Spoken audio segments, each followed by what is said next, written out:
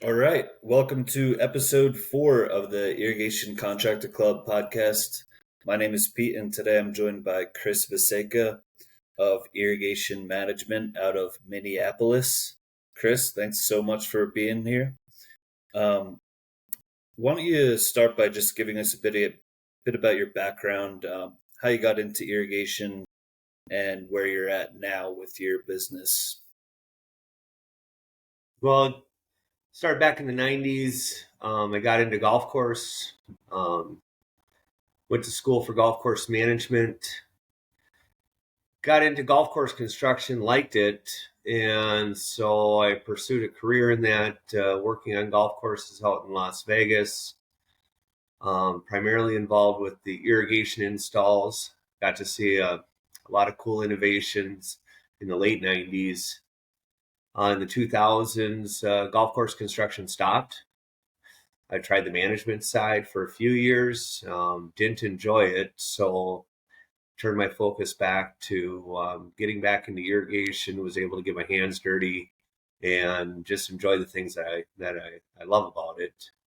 That was in 2008, and now in 2023, we've built a team, and we primarily focus on both residential and commercial properties for irrigation system service and installation. Got it. So, is it primarily service, would you say, or is it sort of 50-50 with installs as well? Installs is about 20% of our business. So 80% of it is service right now. Gotcha. What's balancing that dynamic like? Because those are two really different operations. Like one being, you need an entire crew and probably trucks and trailers to do an install, equipment maybe as well, if you're not renting it. But then on the service side, it's more like you just need to load up a truck or a van, put one person in there, and you're good to go. So the install side was really probably 10 years ago was just meant to fill in the gaps. We would typically slow down towards the end of July through the month of August in service work. And then the focus would switch and we'd try to fill the gaps with projects, installations. But we've never made it a focus sales to do installs. We've always focused the sales on expanding our service areas, and our customer base. And so if we bog down one or if we build one up, we have to bog down the other. And so we've been primarily focused on growing our service end with installation kind of it's a necessary thing we have to do. We get referrals. And so it's hard to turn down those referrals Mhm. from our existing clients. And so we want to be able to help them out.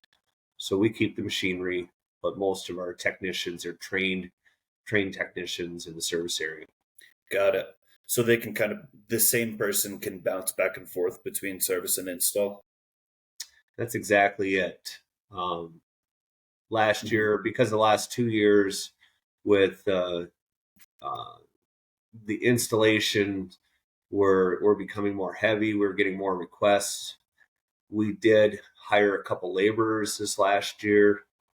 But our focus is still to turn those laborers, to train them, to get them to a spot to become a service tech. So we're not going to push on the focus of trying to build out an installation team. Got it. Is that how like your go-to strategy of creating a new service technician? Is it like starting them from the ground up, maybe putting them on installs to get their foot in the door in like a reasonable way, and then you train them all the way to service technician? Or do they typically come in with previous experience and then you just have to train them on sort of your way of doing things? Most of our service technicians have never been in this field before, so they're new to us. They're new to irrigation. So in some cases, it's learning how to use a shovel. Um, to some of us, that might seem like a simple task, not a big deal. You just put a shovel in the ground. But to a lot of the youth we're coming across today, they've never even had that experience. They've never been close to a farm. They've lived in an apartment settings or, a house in a suburban area where they've never done any gardening. So a lot of times we're starting them just right, literally from the ground up. And it's our preference. We look for attitude versus experience. Experience helps if we're trying to fill a void where we lost an experienced technician and we actually have to fill that void. Um, but we haven't had to do that yet. We've always been able to build from the bottom up. Shadowing is our method of training. We've got our top techs, and so we'll have the new recruit. We'll shadow with them for a couple weeks, and we try to move them around. Installs helps. Whenever we can get them on an install, they learn quickly, at least the makeup of the system, understand what's under the ground, um, understand about utilities, locations, what to be careful of, what to be aware of. But that's where we start. Usually, they're going to shadow or be an assistant for a year before they move in to the possibility of starting to do some technician things on their own. Residential is where we start them. We've got a subsection of residential clients that's close to our shop. They are not our high-end clients necessarily, but it's a good group of clients where we can test our young techs and just let them get a feel for it and know that if something happens, it's close. We can help them correct the problem. We use technology for most of it. I FaceTime with all of my guys. We used to walk them through over the phone. Now we can FaceTime and and go through a controller that they've never seen, or maybe a problem or a diagnosis they've never dealt with. I've walked, I think, all of my technicians through their first controller install. And it was more of a confidence thing to see if they were willing to, let's do it. We're ready to go. So, yeah, that's awesome that you can, because then when you're hiring someone new, you're really like providing them with a clear like career path that way when you're willing to train them from the ground up. Do you find that as while they're still in the apprentice or assistant phase, and particularly for service work, do you find that the additional revenue generated because of having them on the team, like, does that alone make it make sense to have an apprentice, or is it more about like filling the pipeline to eventually get them to a lead tech, even if for now you're only breaking even or potentially even losing a bit? so when we bring on a new person and we're in that training phase, we figured it out. It costs about $38,000 to train a technician. So when you're going through that training phase, we lose out on the potential revenue for probably a lead technician who's going to be, a high revenue, gainer in the company. Now they've got to slow down. They're teaching a new technician. We're able to charge for some of the things as far as, how they are as an assistant tech. But truly, we are trying to push them through to become a technician on their own. In the commercial sense, we still will run typically with two technicians in a truck, but in a residential application, we're typically running with one technician.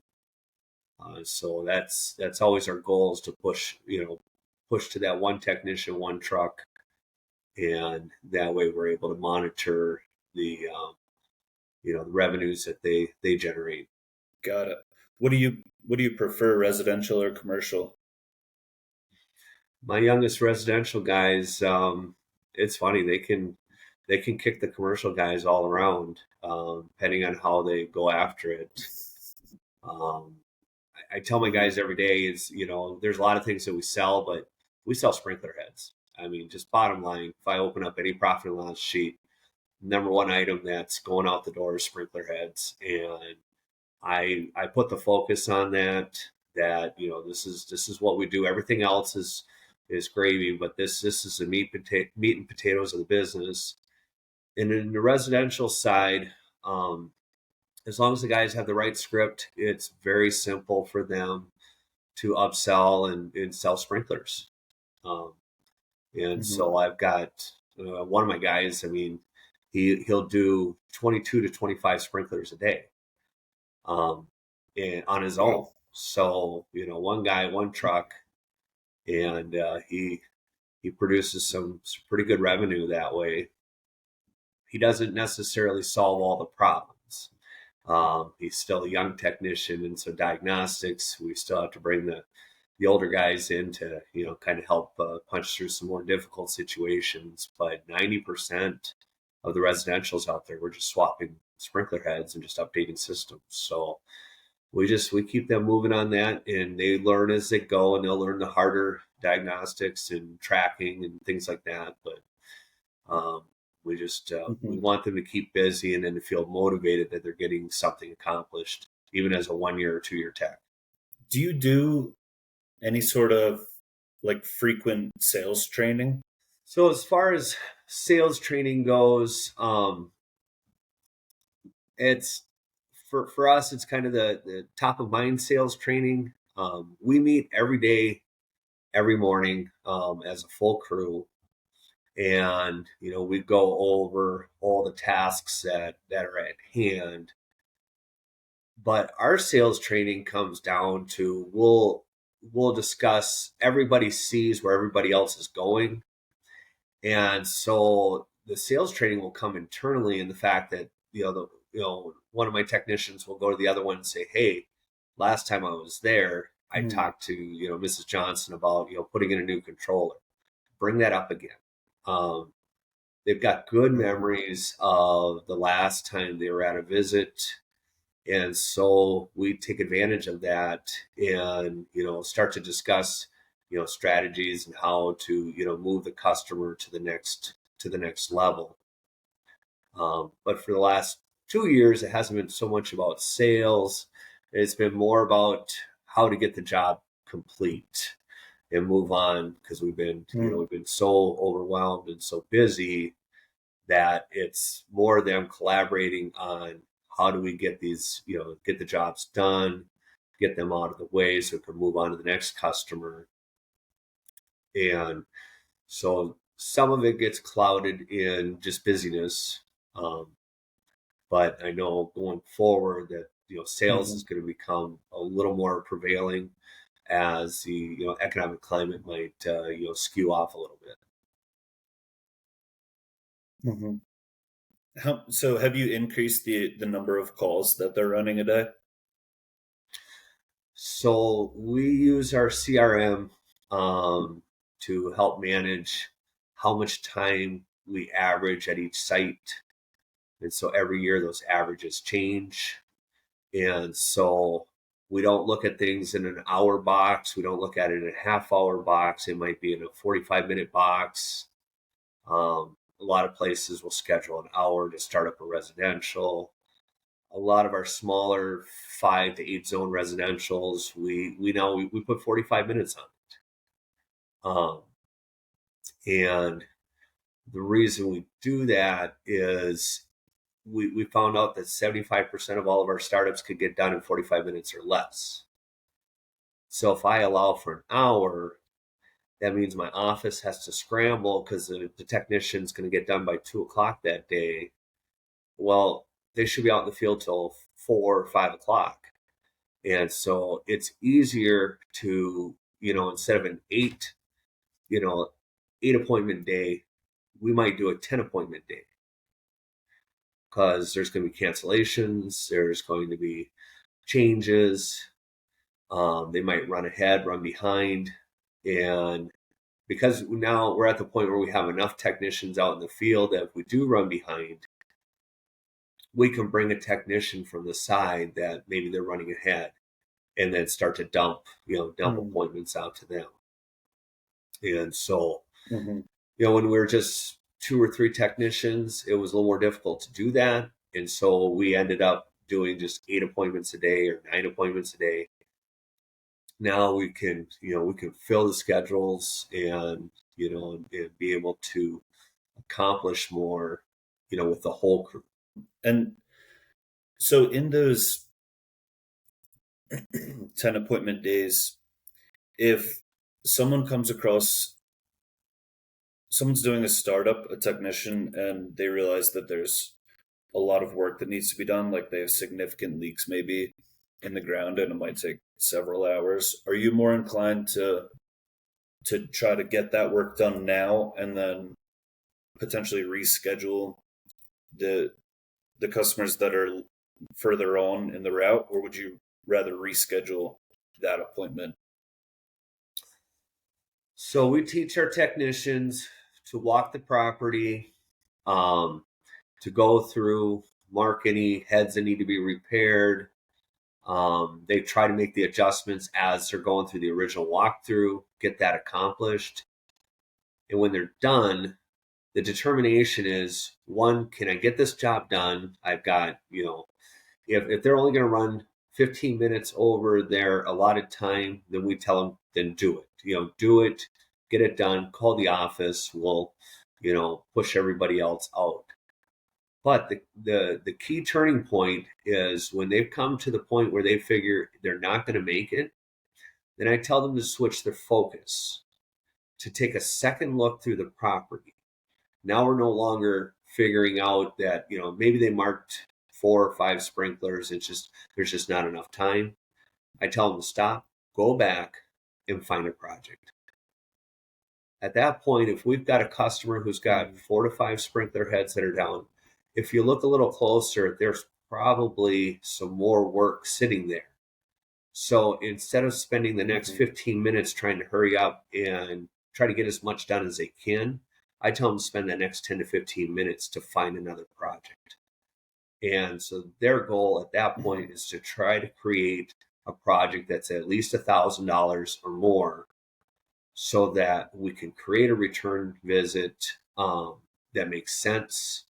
It's going to pay for the return fuel trip, and now it's going to maximize it. I think one thing I find out with my technicians is they hate leaving a job incomplete. It's the worst thing in the world. They don't want to do it. Problem is they will rush to get the job done, and then we get a call 2 days later because something was missed, and we end up making a service return call visit. So nobody's getting paid for that, for that windshield time. And now we've got to go back and we've got to fix the problem. Customers unhappy. And so I've turned their focus to make a loss into a win, to where, hey, I couldn't get the job done, but by the way, they're interested in a new controller. We're going to change out some valves. We're going to move some sprinkler heads. Now the job didn't get done, but now we're coming back, and the customer's not only going to be, they're going to be happier, and also the technician's happier because they feel good about the fact that they added to the team's revenue for the season. So we just turned that loss into a win by giving them the responsibility to, well, then go sell something. I mean, if you can't get the job done, they talk amongst each other. Well, if you can't get the job done, go sell something. And so that's where the real sales comes in, is that on-site, with the customer. Got it.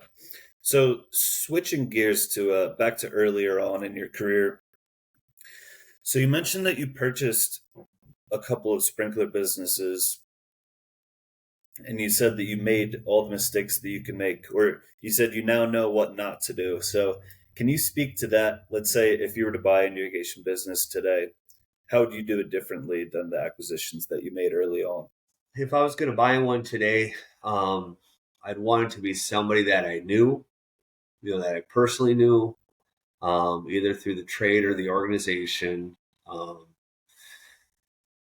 chasing something that's on Craigslist or Facebook Marketplace, or you know, you can you can try to do your due diligence, but at the end of the day, there's going to be skeletons in the closet. You're going to find all of them, and in our situation, I think it was 2011. I was starting to grow a little bit, but we were still coming out of the recession. And a gentleman was selling his business. It was a sob story. He had a heart attack, and a lot of things are pulling strings. And he wanted to sell me a customer list. And I believe he was genuine. But what I forgot to look back is, when did you have the heart attack? How long has this been going on? Because he had a list of customers that for the 3 years prior were not getting serviced, and nobody was contacting anybody. Nobody was following up. And so it was really, it was like good apples left out in the garage, and you showed up one day and they're just rotting. But you paid the same price, but they weren't the same value. So we've had some success. There was a couple smaller customer lists that I purchased where the gentleman came out personally, went through the sites with me. That we had more success with that. But if I'm going to move forward, I'm going to be looking a little deeper into the financial side. What are they charging? What type of systems are they installing?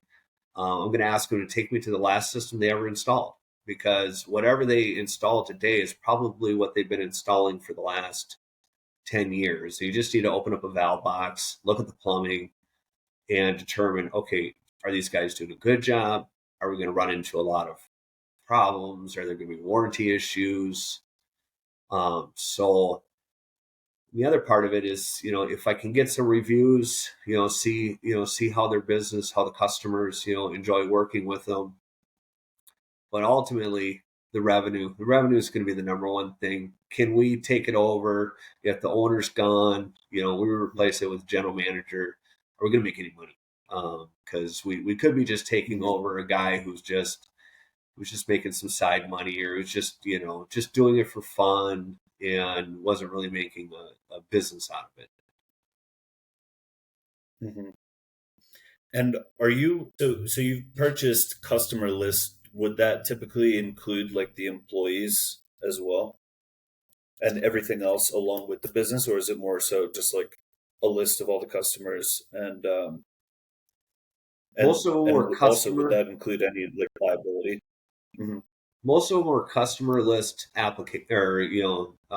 acquisitions. And so in Minnesota, we have a lot of single irrigation operators, where they might have 300-400 customers that they take care of. Coming from my standpoint, I wouldn't buy a single operator business anymore. I wouldn't even consider it, because those customers were built around talking to one person. So for them to come into our system, where we're going to have administration staff, we're going to have different technicians touching their sites, it wouldn't be a good mix. So our last and what's our namesake, irrigation management, that was our last purchase, and me and my wife purchased. But we had created a partnership with the former owner, and so that partnership went on for a couple of years, and we bought them out back in 2014, and have been building that out since. We bought some equipment. We did get a couple employees with that, came with that purchase, and that was the most expensive purchase that we made. But dollar for dollar, it paid off the best, because it gave us a group of customers who were already used to, working with this style of business, with having administration, not dealing directly with the technician or the owner. So it just gave us a foundation to step off of. Instead of looking at it as just buying customers, we were buying a business at that point. if you were to do it again, like if an opportunity arose and you liked the numbers and the company, would you be more inclined to just sort of take it under your wing, or just put a general manager to manage that and like keep the existing brand? So if we make another acquisition, it's going to be finding a company that's about our size. Um, Hmm. and we'd be more strategic in territory in finding a company that's maybe operating in a slightly different territory but close enough to us. We'd also look at trying to bring all the administration into one building.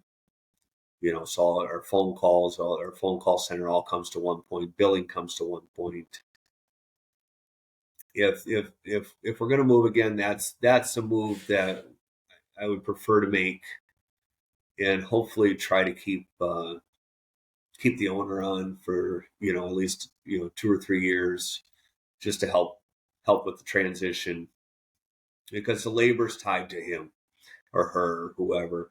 And Hmm. so to just try to sweep it in underneath our brand would be probably a big mistake. We'd probably want to run it under their brand for at least a few years until we figure out a way to start to bring it under our name or whatever it might be. Hmm. Got it. What metrics outside of just top line revenue? What else would you be looking at?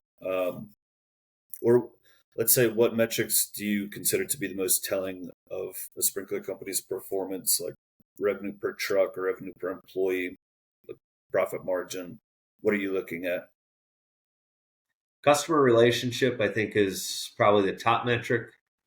Um, what customers are saying about the company, um, Mm. because you can push and pull on revenues. Revenue per technician is a little tricky. Um, I prefer to look at it as revenue for the team, because we have some older members that are they're not going to put 25 sprinklers in a day. It's not going to happen.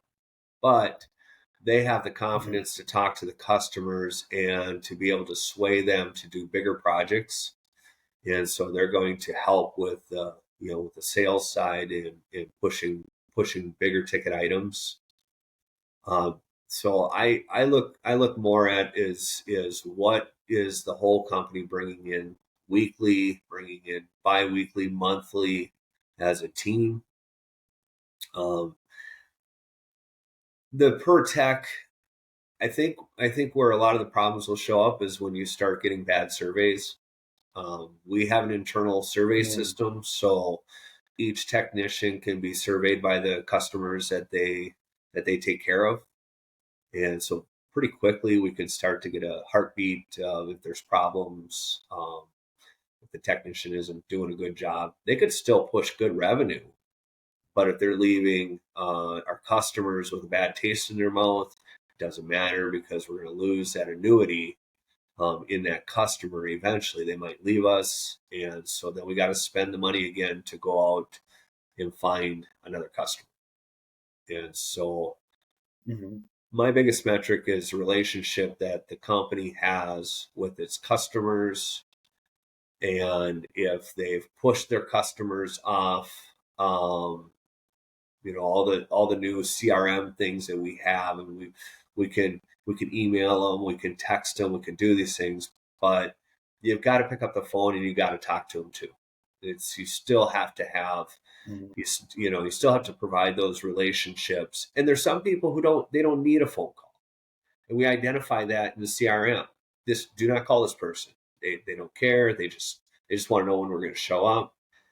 And then there's people who they want that phone call, and so we market in our in our customer relation systems that they want a phone call. They want to know somebody's coming out, um, and so we meet our customers exactly where they want us to meet them. What CRM are you using? So right now, since 2014, we've been using Hindsight. We are in the process of switching over to their cloud-based system, which is called Field Central. Gotcha. Cool. So in 2011, you began to do something interesting and I think pretty revolutionary in your business, which was you began to build out your ideal customer profile. What did it take to do that, and how has identifying your ideal customer profile impacted your business? So in 2011, a mentor of mine, they just simply asked me the question, who's your best customer? And I started to base that metric on, the nice guy, the guy that always treated us good. He was, he's a feel good, customer. And he Mm-hmm. turned around and asked me, he says, "Did you make any money?" I had no clue whether I made money or not. I just knew it was a good customer, so I was happy to go back there every time. And started to find out that I was giving this guy discounts, and there's a lot of things that were going on in that customer relationship that if I was to multiply that multiple times over, I was going to build out a full customer list of feel good people that really didn't want to spend much money with me, but they're just nice people. And Mm-hmm. so we sat down with the accountant. The accountant started going through, all of our different customers. We were looking at, what were the sales numbers, how many visits, how much time were we spending with the customer. But then we started looking at the profile of, what size house were they living in? What kind of professions were they in? We started to mix this all together, and for simplistic reasons, we boiled it down to, the home had to be $750,000 or more. That was one metric. Was we had to at least be, the house had to be at least $750,000. I think that's moved up. We started out at 600,000. Now we're at 750,000. I think that's going to move up, and surprisingly, it's probably going to be closer to $1 million here fairly soon.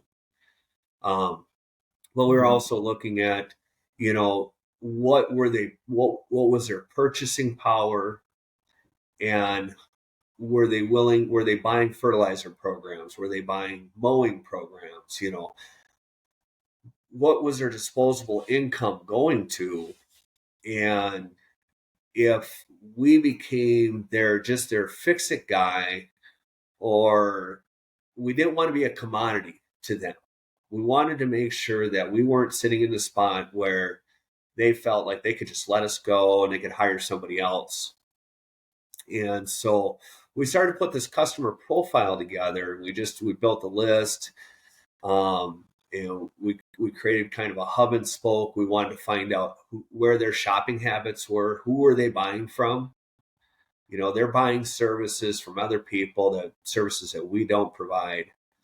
And so we got really focused on finding out the other companies that they were shopping with, and then trying to, on the backside, create relationships with those companies, and so that we could develop referral partnerships, so that I was never going to do what they were going to do, and they were never going to do what I was doing. And so we just helped build out our businesses based upon the kind of customer we wanted to work with. The other part of that customer build out was we just came out of the recession. And so we had to identify who the customers were that were leaving, because they were leaving in droves. If you were a service company back in 2009, you had 1,000 customers, probably half of them went away. And then the other half that stuck around, and I'm not saying they might have completely gone away, but they narrowed down to just maybe a blowout or something, or, winterization. That's the only time you're ever going to touch them. And not that Mm-hmm. isn't good revenue with winterizations, but you were focusing all your labor to 1 month out of the year.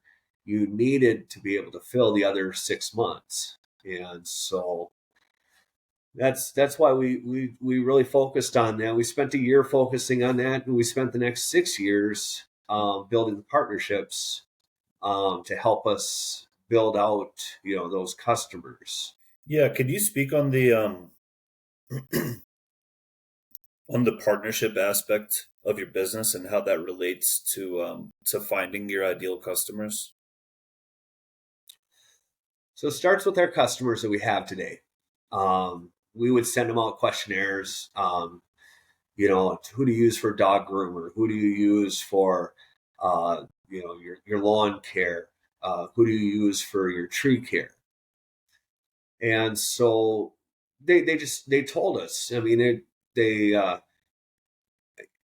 they were letting us know who they were already shopping with. And so at that point, it was just my job just to pick up the phone, call them up, and hey, we have a mutual, person name's Julie, and she says great things about you, and can we have a cup of coffee and just chat? And so I probably recorded about 1,000 cups of coffee between 2011 and 2018. There's a lot of caribous all winter long because we didn't have much else to do. So pretty much 2 days a week, I would usually do 4 to 6 meetings and just meeting with people, just go to the coffee shops and just finding out about their business and, finding out about their customers, their struggles, and ultimately trying to find out who they wanted for a customer and to see if we could work together and refer business back and forth. Mm-hmm.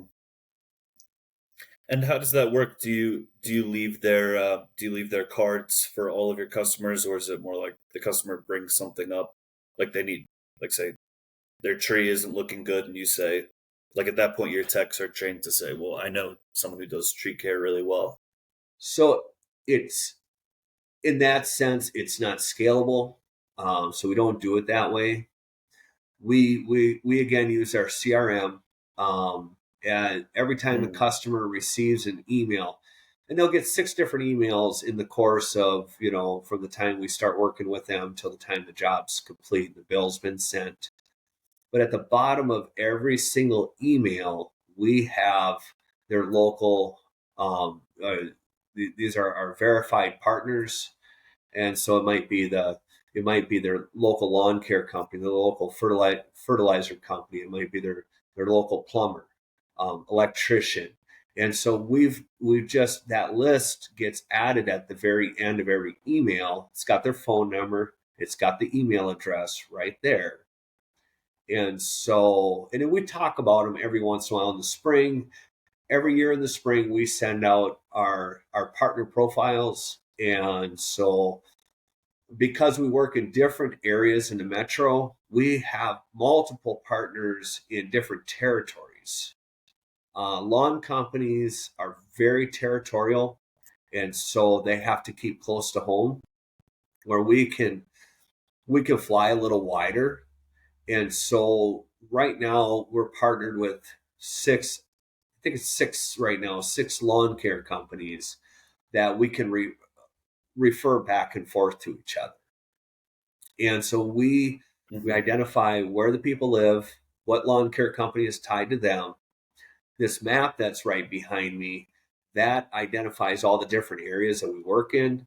And so we have referral mm-hmm, partners that are listed for each of those areas. And so when they get an email from us, it has the variable data built within it that has all the partners that we work with in their area. Not only that, if we don't have a specific partner, it's still listed, but we put in there, please tell us about your favorite electrician that you work with. And so we're looking for the customer to help us to bring that referral back to us, and then we can activate and we can move on that referral. And so we're constantly moving with other service-based companies and trying to, build out our customer base that way, rather than dumping a lot of money mm-hmm, into, a lot of other advertising that's out there. mm-hmm. Got it. And are these partnerships? Do you guys give each other any sort of kickback, or is it more of like this is just a mutually beneficial relationship? Let's just help each other out. It's a handshake. We don't sign any contracts. I don't believe in moving money. I believe in equitable relationships. You know, the dentist always, he always sends all the referrals to the chiropractor, but the chiropractor has nothing to send back to the dentist unless the chiropractor knows a good pediatrician who could send referrals back to the dentist. So it's got to be an equitable relationship, because if I'm not sending them referrals, they're not going to send me referrals, and that referral partnership's just going to die out on its own. So it has to be active. We keep up, on Facebook and emails, and try to get together at least once or twice a year, have lunch. And a lot of these partnerships have grown into their friendships now. I mean, we've gone to their weddings, we've gone to their kids' weddings, and so it's been beneficial in a lot of different ways into being able to expand my personal network, and being able to expand the business's look out in the community. Got it. Yeah, what an awesome way to market that anyone can do, but I bet nearly no one does. Being that you're currently focused more so on maximizing profitability rather than scaling and growing, where thus far have you been able to find more margin, and what tips would you have for other contractors to become more profitable? So we're in the process. We're doing two things right now. We're raising prices. I mean, nothing new. I mean, everybody can raise prices, but we're being more specific in the areas that we're raising the prices in. Also, how we're structuring our prices over the last 5 years, we've switched over to a flat rate fee structure. So we've gone away from the hourly structure that a lot of people are used to, time and materials, and we've gone to just a flat rate structure. We've been building out that flat rate structure to a point of the guys carry a card with them, and it actually has all the rates for all the different things that we repair. They're able to keep that on them. Customer asks for prices. It's much more transparent, because the technician can now tell the customer what the price is going to be. Years ago, it was always kind of a phantom mirror thing. I have no idea. I don't know how long this is going to take. And so the customer was always nervous about, what's the final price? Now the technician can just simply multiply out what he's replacing or what he's fixing, and very quickly give the customer an accurate quote and do the work. And so we've been building that out for specialty situations. Roots are our biggest problem right now, so we're trying to add that into our flat rate fee structure and how to deal with it. The other part is we are shrinking our territory. And so this is going to take 2 or 3 years to go through that process. We're trying to find other sprinkler companies that, can maybe take over some customers in certain areas. Through the pandemic, things got a little loose, and our edges got pushed out a little too far. And so we're now reining that in. But also at the center of it, where we do most of our business, we've got so many people that are knocking on the doors. We want to make sure we open up enough available room to fit them in. And so we're hoping through raising prices, we're gonna knock some additional customers out, and shrinking the territory. It's going to be able to move things, and we'll be able to get a little more hyper focused on the revenues with a team that we've been building out for the last 6 years. So we're still gonna grow our staff. We're still going to continue to grow, but we want to make sure that every growth move that we make going forward is a little more centered on where we want to keep growing our business, and just be a little smarter about it. Mm-hmm. Got it. To stick on the flat rate for a minute, what does it take to build out a price book? Like, what numbers are you looking at, and what does it take to update it? Like, is that is that in every 6 months you go and look at the current cost of materials and then adjust from there? Or what does that look like to keep up with the ever rising costs? So in all of our flat rate fees, probably the biggest cost item that's in all of them is going to be the cost of labor.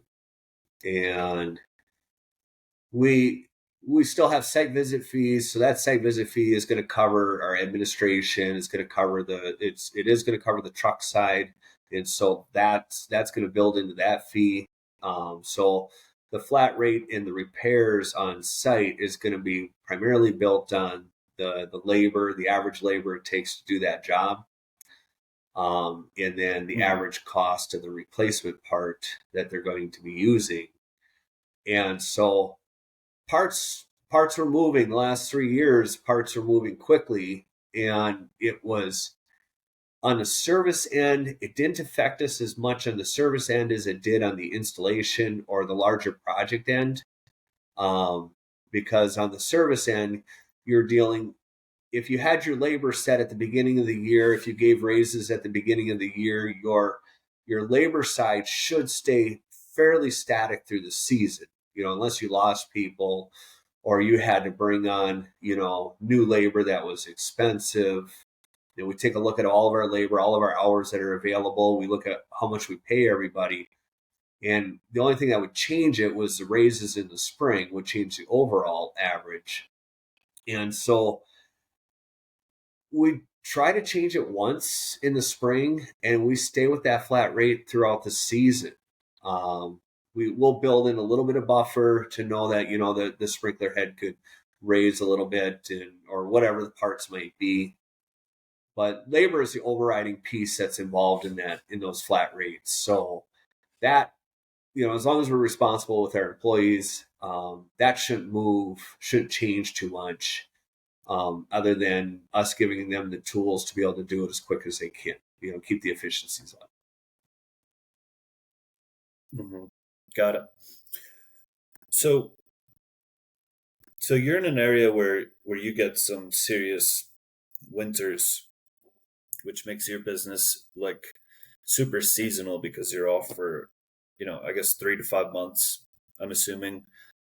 What tips do you have for the other irrigation contractors that are also shut down in the winter on managing cash and making sure that they have enough that they have enough cash saved up for the off-season expenses? And like maybe just general tips, like how do they know, can I afford this? Should I use debt to purchase this? That sort of thing. So I think one of our biggest problems is us that are seasonal, or that the operations maybe is 7-8 months out of the year. We had to step back and start to consider that we're not a seasonal business. We are a 12-month business, and so we set up our budgets on 12 months. And so we're looking at what are we going to be spending every month throughout the season. The other piece of it is we had to figure out a way to bring cash flow into the winter months. And so a lot of guys were focusing on expanding their commercial customers, which is great. They're good customers. We have plenty of them. We enjoy our commercial clients. But the problem is we would only receive a check from them during the summer months. So there was no way to go to Walmart and say, hey, could you prepay your services that are coming up this season? They weren't going to cut a check. So we still build out most of our customers as residential, because the residential side, we were able to reach out to them. In fact, we're doing it right now. We're renewing contracts with them. And so they're pre-purchasing their services for the new season. And so the only time we don't have any cash flow is the month of December. We run 11 months of billables.